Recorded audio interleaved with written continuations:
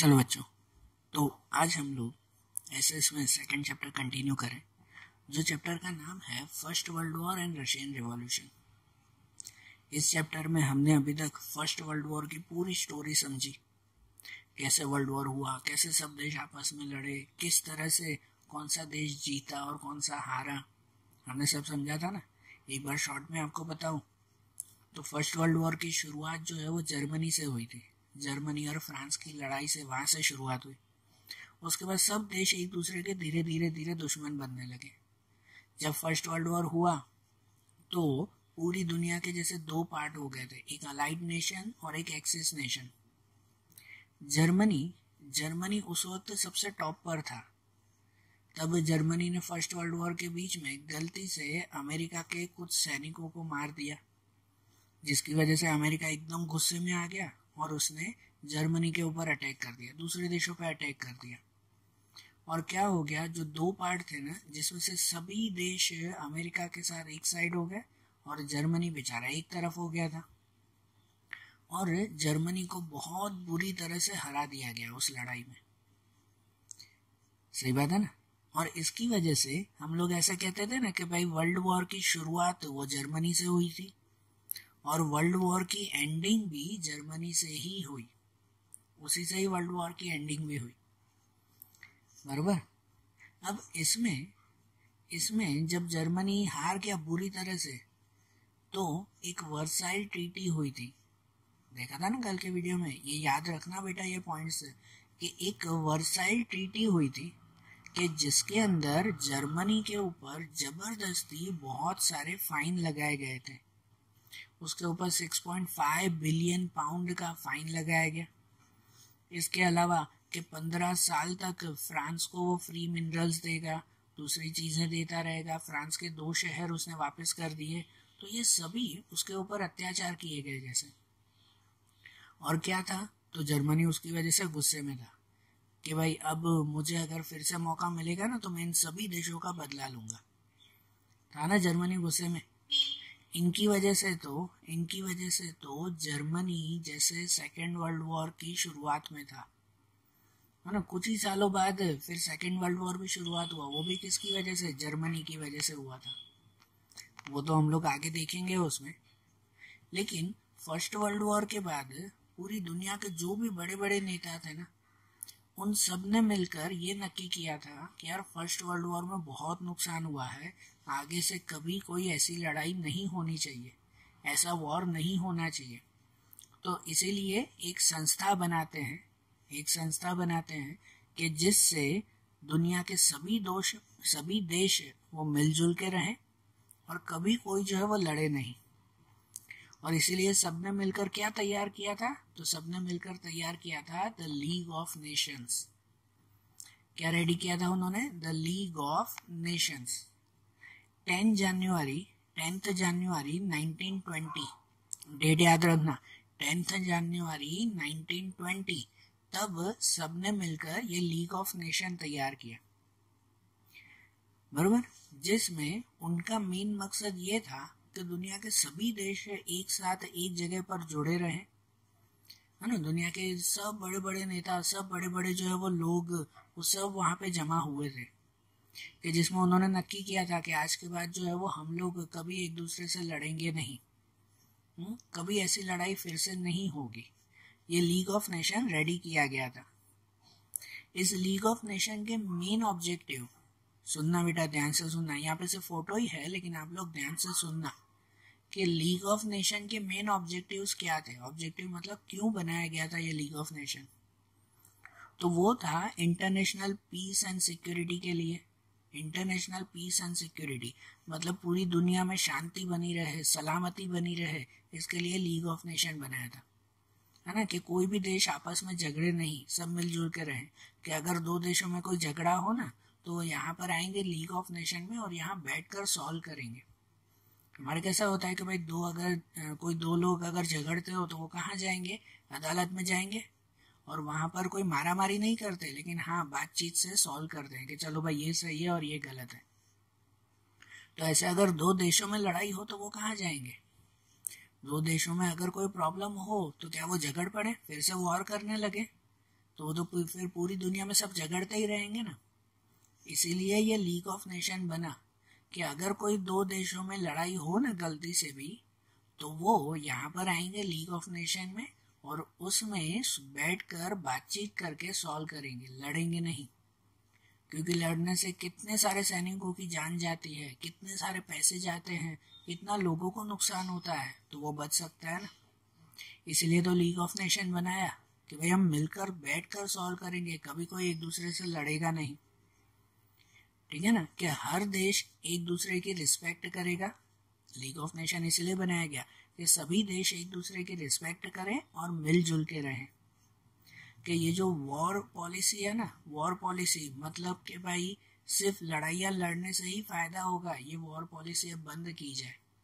पता है first world war में लोग यही समझाते थे एक दूसरे को कि लड़ाई करने से ही फायदा होगा, एक दूसरे से लड़ना ही चाहिए। लेकिन लीग ऑफ नेशन ने समझाया कि नहीं, ये वॉर पॉलिसी बंद करो और मिलजुल कर शांति से रहो, कि इंटरनेशनल रिलेशंस बढ़ाने चाहिए। इसलिए लीग ऑफ नेशन बनाया गया कि सब देश एक दूसरे के साथ अच्छे रिलेशन में रहे, मिलकर रहे। वो कि अगर कोई भी कंट्री में अगर कोई डिस्प्यूट हुआ, मतलब कोई दो देशों में अगर कोई प्रॉब्लम हुई, कोई झगड़ा होने की शुरुआत हुई, तो यहाँ पर शांति से बैठकर सॉल्व करेंगे। ऐसा ये लीग ऑफ नेशन बनाया गया। और अगर कोई लीग ऑफ नेशन की बात नहीं मानता है, या आखिरी और इम्पोर्टेंट पॉइंट समझना लीग ऑफ नेशन में, कि अगर कोई लीग ऑफ नेशन की बात नहीं मानता है तो उस देश को जो है वो जैसे गद्दार देश कहा जाएगा। बराबर ना, कि अगर कोई इसकी बात नहीं मानता है तो उसको गद्दार देश जो है वो कहा जाएगा और उसे लीग ऑफ नेशन से हटा दिया जाएगा, सभी देशों से उसका रिलेशन तोड़ दिया जाएगा। ऐसे मतलब अगर अमेरिका या जर्मनी या इंग्लैंड कोई भी लीग ऑफ नेशन के रूल्स को अगर नहीं मानेगा ना, तो उसे लीग ऑफ नेशन से अलग कर दिया जाएगा और कोई भी देश उससे बातचीत नहीं करेगा, मतलब रिलेशन नहीं रखेगा, ऐसा हो जाएगा। तो इसीलिए लीग ऑफ नेशन बना के सब देश मिलजुल कर रहे हैं। लेकिन आपको पता है कि लीग ऑफ नेशन बना था 1920 में। कब बना था? 1920। कुछ साल तक लीग ऑफ नेशन ने अच्छी तरह से काम किया, लेकिन फिर जर्मनी, अमेरिका और दूसरे देश सच में गद्दार निकले कि उन्होंने लीग ऑफ नेशन की बातें मानना बंद कर दिया था। हमने पहले ही जर्मनी के बारे में तो बात सुनी थी कि जर्मनी तो पहले ही गुस्से में था उस वर्साइल ट्रीटी की वजह से, कि मुझे इतना दंड भरना पड़ा है, मेरे ऊपर इतने सारे अत्याचार किए हैं। तो जर्मनी तो पहले ही गुस्से में था उनके ऊपर कि भाई मुझे मौका मिले तो मैं सबको दिखा दूंगा।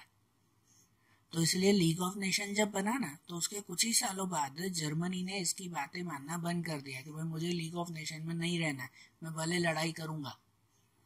लीग ऑफ नेशन क्यों बना था? कि कोई लड़ेगा नहीं, यहाँ बैठकर सॉल्व करेंगे, आराम से बैठकर बातचीत करेंगे। लेकिन जर्मनी हट गया कि भाई मुझे तो भले बातचीत नहीं करनी, मैं तो भले लड़ाई करूंगा। तो उसे देखकर अमेरिका भी हट गया कि अगर जर्मनी लड़ेगा तो मैं भी लड़ूंगा। फिर उन्हें देखकर इंग्लैंड, फ्रांस और दूसरे देश, सभी देश धीरे धीरे करके लीग ऑफ नेशन से हट गए कि भले हमें लीग ऑफ नेशन की बात नहीं सुननी है, हम भले एक दूसरे से लड़ेंगे। और 1939 में फिर से सेकेंड वर्ल्ड वॉर शुरुआत हो गई। 1920 में ये बना था लीग ऑफ नेशन। 19 साल बाद, 19 ईयर्स बाद 1939 में फिर से सेकेंड वर्ल्ड वॉर शुरू हो गया, है कि नहीं? मतलब लीग ऑफ नेशन बना तो था लेकिन वो फेल हो गया। बरोबर। फिर सेकेंड वर्ल्ड वॉर में क्या हुआ, उसका रिजल्ट क्या आया, वो हम लोग आगे के चैप्टर्स में देखेंगे। अब चैप्टर का एक और पॉइंट देखें, आखिरी इंपॉर्टेंट पॉइंट। अब आपको पता है इस चैप्टर का दूसरा जो पार्ट है वो है रशियन रिवॉल्यूशन। चैप्टर का नाम ही है ना, first world war and Russian revolution. तो फर्स्ट वर्ल्ड वॉर की तो पूरी स्टोरी समझ ली। अब रशियन रिवॉल्यूशन के बारे में समझे हम लोग। रशियन रिवॉल्यूशन एक छोटी सी स्टोरी जैसा ही है, ये भी समझना है इसमें बराबर। हम लोगों ने फर्स्ट वर्ल्ड वॉर जब समझ रहे थे ना, कल के वीडियो में जैसे समझ रहे थे, तो उसमें ऐसा था कि जब वर्ल्ड वॉर चल रहा था ना, तब वर्ल्ड वॉर में उस वक्त रशिया हट गया था वॉर में से, लड़ाई में से आधे में से हट गया था। क्यों हट गया था पता है? क्योंकि उसके खुद के देश में अलग लड़ाई शुरू हो चुकी थी, उसके खुद के देश में अलग रिवॉल्यूशन शुरू हो चुका था। इसकी वजह से रशिया वो फर्स्ट वर्ल्ड वॉर में से थोड़ा सा हट गया था, आधे में से हट गया। तो ऐसा क्या हुआ कि उसे वर्ल्ड वॉर छोड़ना पड़ा? उसके देश में, खुद के देश में ऐसी कौन सी लड़ाई शुरू हो गई, कौन सा रिवॉल्यूशन हुआ? वो ये रशियन रिवॉल्यूशन था।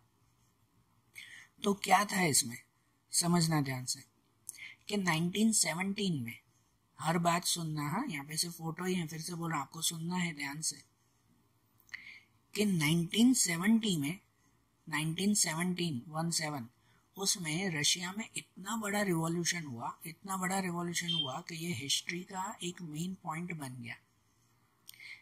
रशिया के राजा के खिलाफ देश के सभी लोगों ने इतनी बड़ी रैलियां निकाली, उनके खिलाफ ऐसे हो गए कि भाई हमें ये राजा नहीं चाहिए, हमें ये राजा नहीं चाहिए, ऐसे सब लोगों ने जो है वो शुरुआत कर दी। और इनकी वजह से वहाँ जो एक्शंस हुए, वहाँ जो काम हुए, वो पूरी दुनिया में बहुत नाम हुआ।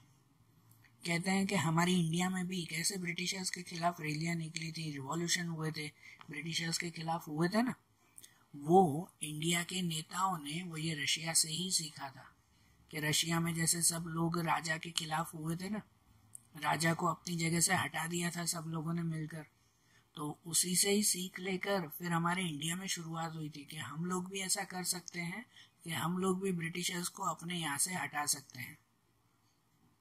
तो इतनी बड़ी बात रशिया में हुई क्या? तो पता है, रशिया में उस वक्त एक बहुत बड़े राजा थे जिसका नाम था जार, है ना, जार। रशिया में उसकी स्पेलिंग अलग आती है, टी पहले आता है, लेकिन टी जो है वो साइलेंट आता है, तो इसीलिए उसको सिर्फ कहा जाता है जार। आप टेक्स्ट बुक में रीड करना, टी लिखा हुआ है लेकिन टी साइलेंट आता है, उसमें नेम आता है जार। तो रशिया के एक बहुत बड़े राजा थे जार, जैसे फोटो में दिया हुआ है, कि वो राजा का जैसे समझो अपने राज्य में हेरिडिटी चलती थी, कि अगर राजा मर जाए तो उसका बेटा राजा बनेगा, वो मर गया तो उसका बेटा राजा बनेगा, ऐसे चलता था। और कुछ करीबन 300 सालों तक उसकी राजाशाही चलती रहती थी। और वो राजा कोई अच्छा राजा नहीं था, रशिया का वो राजा जैसे अच्छा राजा नहीं था, वो राजा वो सबसे बुरा था, दुनिया का सबसे बुरे राजाओं में से उसका नाम बोला जाता था, इस जार का। वो जब राजा था ना, तो लोगों को न कोई हक होते थे, न अधिकार, मतलब कि भाई न कोई राइट, न ड्यूटीज, कुछ भी नहीं। वो अपनी सिर्फ किंगशिप चलाता था, सिर्फ राजाशाही, भाई मैं जैसे बोलूं वैसे चुपचाप तुम्हें काम करना है, मेरे खिलाफ कोई भी नहीं जाएगा। राजा का ये एक ही हुक्म था, मैं जैसे बोलूं लोगों को चुपचाप काम करना है, मेरे खिलाफ कोई भी नहीं जाएगा फिर। और अगर कोई उनके खिलाफ जाता ना, राजा के खिलाफ अगर कोई बोलता या कुछ कहता ना, तो राजा उसके ऊपर इतना अत्याचार करता, इतना उन्हें मारता पीटता, इतना जुल्म करता उनके ऊपर, या तो फिर उसे साइबेरिया के एकदम ठंडे प्लेस, बर्फ जैसे एरिया में वहां अकेला छोड़कर चला आता। राजा उन लोगों को सजा देता जो राजा के खिलाफ बोलते ना, ये साइबेरिया की एकदम, वो कहता ना कि भाई जान निकल जाए इतनी ठंडी, और ऐसी ठंडी में उसे छोड़कर चले आते।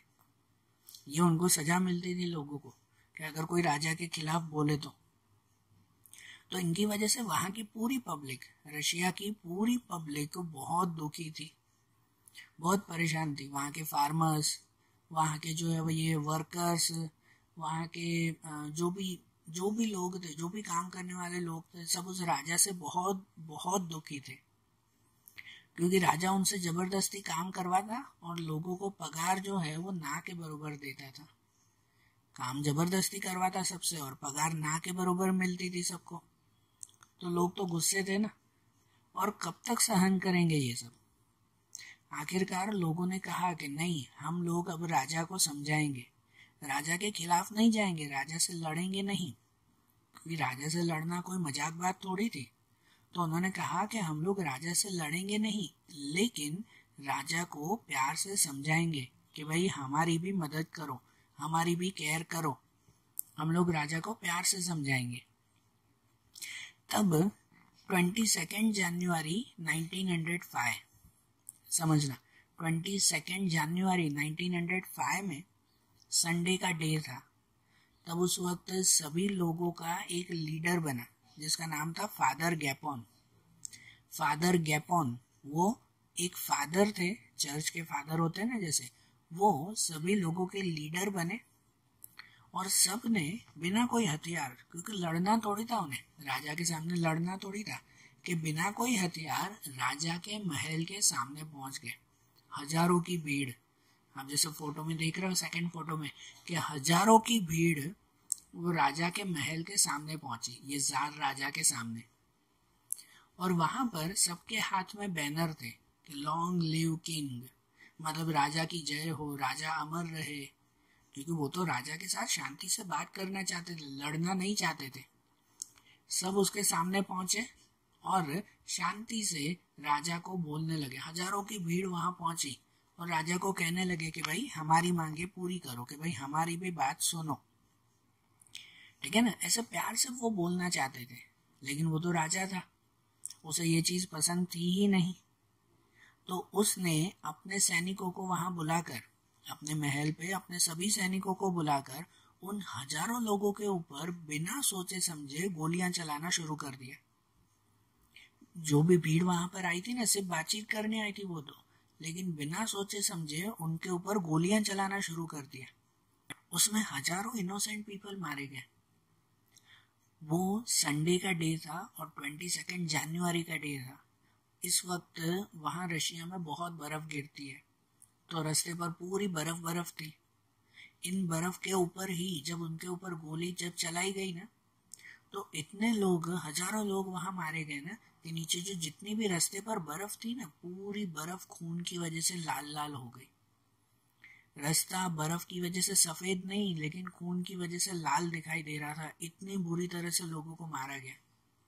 और इस किस्से को पूरी दुनिया में आज भी ब्लडी संडे के नाम से माना जाता है। ब्लडी संडे, है ना, जैसे खून वाला वो संडे था। इतना बुरा उस राजा ने लोगों के साथ किया। इमेजिन तो करो, इमेजिन जस्ट करो ना कि हजारों लोगों को बिना सोचे समझे मार दिया जाए। वो राजा कितना बुरा होगा कि लोग तो उससे राजा से लड़ने थोड़ी, शांति से बात करने आए थे, तो भी उसको मार दिया वहां पर। इतना बुरा वो राजा था। तो अब क्या किया जाए? अब लोग तो समझ गए कि भाई ये राजा के सामने तो अब कुछ चलेगा नहीं। लेकिन उसी के ही बाद, उसी के ही टाइमिंग में जब वर्ल्ड वॉर भी चल रहा था ना, मैंने बताया ना रशिया जो है वो अपने वर्ल्ड वॉर से हट गया था, बराबर। वो क्यों हट गया था उसका एक और रीजन भी था, क्योंकि जब वर्ल्ड वॉर चल रहा था ना, तो रशिया जो है वो जापान जैसे छोटे से देश में, रशिया इतना बड़ा देश है और जापान इतना छोटा देश, रशिया जापान से हार गया था वर्ल्ड वॉर में। सब देश आपस में लड़ रहे थे, तब रशिया जो है वो जापान से हार गया था। तब रशिया के लोगों को बहुत गुस्सा आया कि इतना बड़ा राजा नाम का बनता है कि एक छोटे से देश जापान से तो हार गया, तो कौन से नाम का ये राजा। तो लोगों को और ज्यादा गुस्सा आ गया। अब गुस्सा आ गया कि ये राजा तो खाली हमको ही मारता रहता है, दुनिया के सामने तो टिक नहीं पाता। लोगों को और ज्यादा गुस्सा आने लगा। तो अब लोगों ने अब डबल जोश के साथ रिवॉल्यूशन शुरू कर दिया। अब उन्होंने कहा कि नहीं, अब हमें ये राजा नहीं चाहिए, अब कुछ भी करो यहाँ से हटाना ही पड़ेगा। फिर दूसरा, ये काफी सालों तक ये लड़ाइयाँ चली, ध्यान देना, काफी सालों तक लड़ाइयाँ चली है। राजा को भी अब लगने लगा कि अब यहाँ की प्रजा, मतलब हमारे रशिया की ही प्रजा, यहाँ के लोग वो बहुत गुस्से में है। उस प्रजा के साथ इस लोगों को कैसे शांत करवाया जाए, राजा ने ना डूमा नाम की एक टीम बनवाई। उसकी टीम थी कि भाई प्रजा को कैसे शांत किया जाए, लोगों को कैसे समझाया जाए। लेकिन वो राजा की टीम भी कुछ कर नहीं पाई। अब 8 मार्च 1917 को, समझना 8 मार्च 1917, ये भी रशिया के लिए बहुत बड़ा दिन था कि इस दिन रशिया के जितने भी वर्कर्स थे ना, उन सभी वर्कर्स ने हड़ताल कर दी कि हम काम नहीं करेंगे, जब तक राजा हमारी बात नहीं सुनेगा हम काम नहीं करेंगे। और उन लोगों को भी मारने के लिए रशिया ने अपनी सेना वहां पर भेजी। लेकिन लोगों में जोश इतना था कि सेना भी लोगों के साथ जुड़ गई और सेना ने राजा को मना कर दिया कि हम लोगों को नहीं मारेंगे।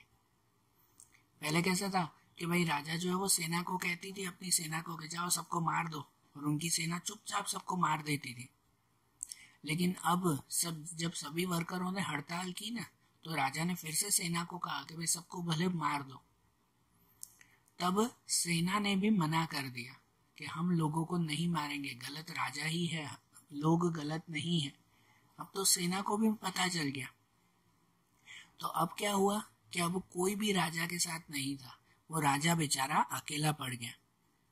राजा अकेला पड़ गया, ये जार राजा इतना महान जो सबको मारता रहता था, वो अकेला पड़ गया, क्योंकि अब तो सेना भी उसकी बात नहीं मानती थी।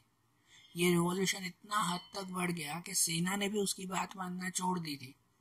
तो अब राजा को रियलाइज हुआ कि अब रशिया में मुझे कोई भी सुनेगा नहीं। सही बात है ना, अब मेरी बात कोई नहीं सुनेगा, सब हमारे खिलाफ हो चुके हैं। सो फाइनली वो राजा, ये जार राजा चुपचाप वहां से निकल गया। चुपचाप रशिया छोड़ के खुद ही निकल गया, क्योंकि उसे लगा कि अब रशिया में मेरी कोई बात ही नहीं मान रहा है। मतलब समझ रहे हो कि जो राजा 300 सालों से इस रशिया के लोगों के ऊपर जुल्म कर रहा था, मार पीट रहा था उन्हें, वो लोगों उनके खिलाफ इतने बढ़ गए कि वो राजा चुपचाप अपना देश छोड़कर ही भाग गया कि अब लोग मेरी बात नहीं सुनेंगे। तो इस तरह से रशिया आजाद हो गया उस राजा से। उस राजा के जुल्मों से रशिया आखिरकार 300 साल बाद आजाद हुआ। तो कितना बड़ा रिवॉल्यूशन हुआ होगा उस वक्त। अब वो आजाद तो हो गया, मतलब रशिया आजाद हो गया, वो चला गया। तो अब रशिया का राजा कौन बने, ये भी तो पॉइंट थी ना कि अब रशिया का राजा कौन बने। तब उस वक्त रशिया में दो तरह के लोग थे, एक माइनॉरिटी वाले और एक मेजॉरिटी वाले। जैसे हम लोगों के यहाँ नॉर्मल में ऐसा कहते हैं, जैसे ना वो छोटी जाति और बड़ी जाति वाले, वैसे ऐसे वहां जाति नहीं थी, लेकिन माइनॉरिटी और मेजॉरिटी कहते थे उन्हें। जब जार राजा चला गया ना, तो पूरा राजा का पूरा कामकाज माइनॉरिटी लोगों के हाथ में आ गया, है ना। जो उनका लीडर था केरेंस्की नाम का लीडर था, उसके हाथ में सब कामकाज आ गया।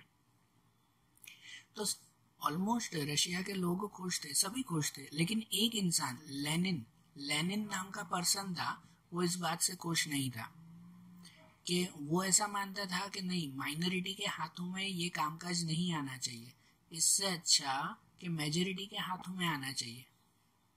तो उन्होंने फिर से एक रिवॉल्यूशन किया, लेनिन ने फिर से एक रिवॉल्यूशन किया जिसका नाम दिया गया बोल्शेविक रिवॉल्यूशन।